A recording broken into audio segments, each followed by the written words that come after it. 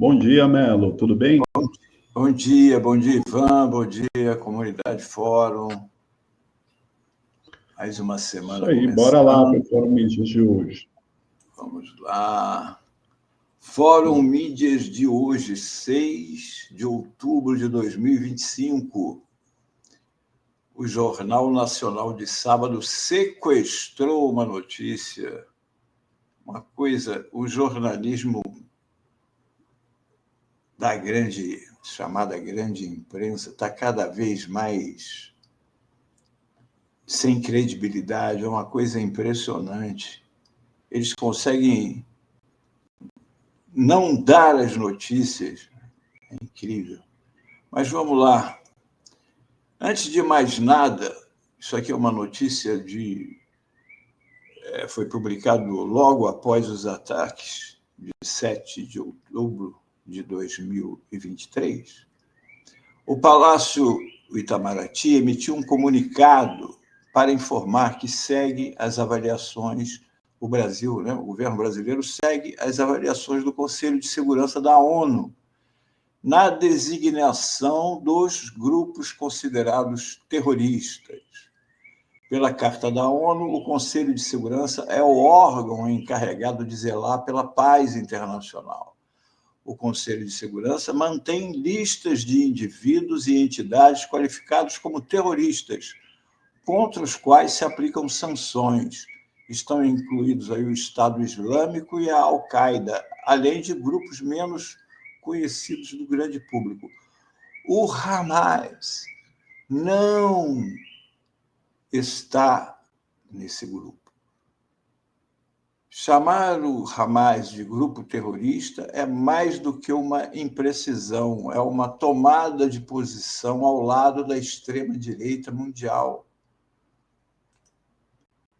Apesar da definição da ONU, países como os Estados Unidos, Reino Unido, Canadá, Austrália, Japão, integrantes da União Europeia, aliados, vamos colocar assim, aliados de Israel, fica mais claro, classificam o Hamas como uma organização terrorista. Já a maioria dos países membros da ONU, incluindo países europeus como Noruega e Suíça, além de China, Rússia, nações latino-americanas como o próprio Brasil, México, Colômbia, seguem a definição atual da ONU, que não classifica o Hamas como grupo terrorista. Portanto, quando você, aqui no Brasil, chama o Hamas de grupo terrorista, como especificamente a Rede Globo, que só se refere ao Hamas, o grupo terrorista Hamas, o grupo terrorista Hamas, isso fica na cabeça das pessoas como se o Hamas fosse um grupo terrorista. Quem é o Hamas? Muita gente ouve e nem sabe o que é. O Hamas, nome que significa em árabe Movimento da Resistência Islâmica, é um movimento palestino constituído de uma entidade filantrópica, um braço político e um braço armado. Foi criado em 1987 no contexto da primeira intifada. Em 2006, olhem só, o Hamas derrotou o Fatah nas eleições legislativas para a Autoridade Nacional Palestina, conquistando o direito de formar o novo governo lá na Palestina. Os dois partidos, no entanto, entraram em conflito. O Hamas expulsou o Fatah da faixa de Gaza. Em resposta, o Fatah rejeitou o governo de unidade e se manteve à frente da Autoridade Nacional Palestina, que passou a ter uma administração política para as áreas da Cisjordânia. São duas áreas lá, Gaza e a Cisjordânia. A Gaza com Hamas, a Cisjordânia com a ANP. Segundo o cientista político, o Hamas não reconhece o Estado de Israel e briga pela independência de um Estado palestino. Agora, voltando ao Jornal Nacional. No sábado, lembremos-nos que na sexta-feira, Israel havia sequestrado em águas internacionais a flotilha humanitária. e, ao mesmo tempo, está acontecendo aquela negociação de paz mandrake do Trump.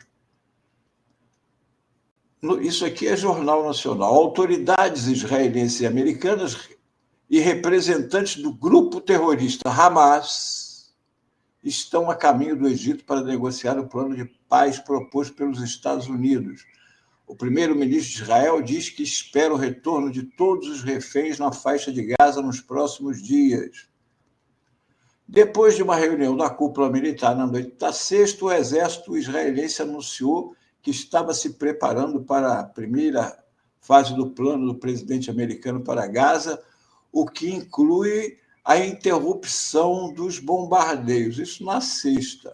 Aí vem aqui no próprio Jornal Nacional, em seguida ele fala uma coisa e diz, olha só, neste sábado, Gaza amanheceu com novas explosões.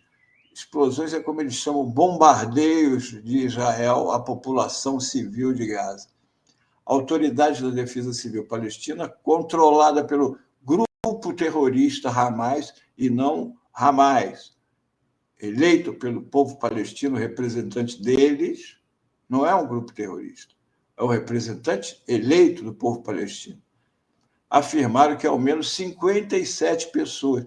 Naquele ataque que Israel disse que não estava fazendo mais em termos de paz, morreram 57 pessoas por explosões. Amanheceu com explosões. Não foi bombardeio de Israel, foram explosões. Você já imaginou? O Leblon aqui amanheceu com explosões. É assim que o Jornal Nacional noticia o bombardeio de Israel em cima da população civil de Gaza.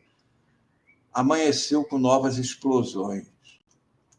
Nesta sexta, o Hamas deu sinal positivo para 2 pontos fundamentais da iniciativa americana.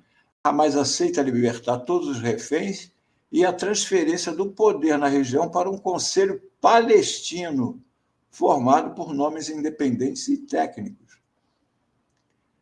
O Hamas quer participar da discussão sobre o futuro governo, mas a proposta americana prevê que eles não terão espaço. Olha que proposta. Um representante do grupo terrorista também disse em uma entrevista ao Al Jazeera que eles só vão se desarmar depois de uma desocupação de Israel. Porque é muito bom você virar e falar, não, vamos ter um plano de paz. O Hamas entrega todos os reféns, entrega todas as armas, destrói todos os túneis lá de baixo, e Israel, não, Israel vai ficar por aqui, com os tanques, com tudo, até a hora que eles resolverem sair. É essa a proposta de paz que eles estão colocando. Líderes mundiais comemoram o avanço nas negociações. Isso tudo é a matéria do Jornal Nacional. Em Tel Aviv, as multidões nas ruas pediram o retorno imediato dos reféns e agradeceram o empenho do presidente americano. Aí vem isso aqui, ó. Vicky Cohen, é uma mulher israelense, disse que está cheia de esperança. Ela é mãe de Nimrod, um dos reféns que continua em cativeiro há quase 2 anos, desde o ataque terrorista do Hamas. Aqui, palavras da Vicky Cohen. O Jornal Nacional abriu para ela, ela tem uma sonora dela, a gente não pode reproduzir aqui o Jornal Nacional. Ela diz, eu imagino que vou abraçá-lo e a sensação de trazê-lo de volta, mas tenho medo de que as negociações decepcionem de novo. Ela afirma, eu não quero desapontá-la de novo. Aqui, a Vicky, e aqui o filho. O Jornal Nacional abriu espaço para eles. Agora, sobre isso aqui, que é uma ilustração da flotilha feita pela Nazma Khan, essa bela ilustração mostrando a flotilha como se fosse uma mão dando ajuda, a outra mão, aquilo que a gente fala de ninguém solta a mão de ninguém, tentando levar ajuda humanitária a Gaza, não é? E, no entanto, a flotilha foi ilegalmente interceptada e sequestrada por Israel na sexta-feira. A Marinha israelense interceptou sexta, o último barco da flotilha que transportava os ativistas. Em comunicado, a flotilha global Sumud afirmou que os militares israelenses haviam interceptado ilegalmente todas as nossas 42 embarcações, cada uma carregando ajuda humanitária, voluntários e a determinação de furar o cerco ilegal. São mais de 400 ativistas que estavam nas flotilhas, em mais de 40 barcos, políticos, personalidades e jornalistas, incluindo a ativista climática sueca Greta Thunberg. O grupo havia partido da Espanha no mês passado. Agora, aqui estavam, entre essas pessoas, havia brasileiros sequestrados ilegalmente em terras internacionais pelo governo criminoso e genocida de Israel. O Tiago Ávila, ativista e integrante do comitê diretor da Global Sumud Flotilha, a Luziane Lins, deputada federal pelo PT, veja bem, uma parlamentar brasileira, participante do Estado brasileiro, eleita pelo povo do Ceará, sequestrada por Israel, sequestrada em águas internacionais. Bruno Gilga, trabalhador da USP e correspondente da Esquerda Diário. Lisiane Proença, viajante comunicadora popular. Todos esses brasileiros sequestrados por Israel. Magno Costa, integrante da Executiva Nacional da CESP, com lutas. Mariane Conte, vereadora do PSOL em Campinas, eleita pelo povo de Campinas, sequestrada pelo governo genocida de Israel. Nicolas Calabrese, professor de Educação Física e coordenador da Rede Emancipa. Gabriele Tolotti, presidente do PSOL do Rio Grande do Sul. Mohamed El Kadri, presidente do Fórum Latino-Palestino. Ariadne Teles, advogada popular. Mansur Peixoto, criador e administrador do projeto História Islâmica. Lucas Guzmão, ativista e internacionalista. João Aguiar, ativista do Movimento Global para Gaza. Miguel de Castro, ativista e cineasta. Hassan Massoud, jornalista correspondente da Al Jazeera. Todos eles sequestrados por Israel e pelo Globo. O Jornal Nacional não deu uma única palavra sobre a flotilha, sobre os brasileiros sequestrados por Israel. Não deu uma única palavra. Isso aqui foi o que o jornal disse numa nota, quando estão só os repórteres, os apresentadores. O governo de Israel deportou 137 ativistas presos na flotilha, lembre-se de que eram mais de 400, interceptada pela Marinha israelense. O grupo desembarcou hoje à tarde em Istambul, Turquia. São cidadãos de 14 países que estavam entre os 42 barcos detidos por Israel. Nem uma palavra de que existia ali 14 brasileiros, entre eles uma deputada eleita pelo Ceará, uma vereadora eleita em Campinas, representantes do PSOL, representantes de organizações sociais, 14 brasileiros. Enquanto Israel tinha direito à sonora da mãe preocupada, não havia uma única notícia sobre os 14 brasileiros. Inclusive, um estava desaparecido, a mãe estava preocupada, não se tinha notícia dele. E o Jornal Nacional simplesmente sequestrou a notícia, prendeu-a num canto escuro, sem informar a população brasileira o que o governo de Israel estava fazendo com brasileiros. O sequestro ilegal em águas internacionais de um pessoal que estava levando ajuda humanitária a Gaza. Isto é jornalismo? É para isso que existe a concessão para a Rede Globo sonegar uma informação dessa? O brasileiro não saber o que o governo terrorista de Israel está fazendo? Aqui Repito a ilustração que mostrei anteriormente, né, com a flotilha. E agora, o que a Globo fez? É isso aqui o Jornal Nacional. Pegou a flotilha e sequestrou junto com Israel. O brasileiro que assiste o Jornal Nacional é manipulado, tem sua realidade sequestrada. Por isso existe tanto bolsonarista, porque são pessoas desinformadas.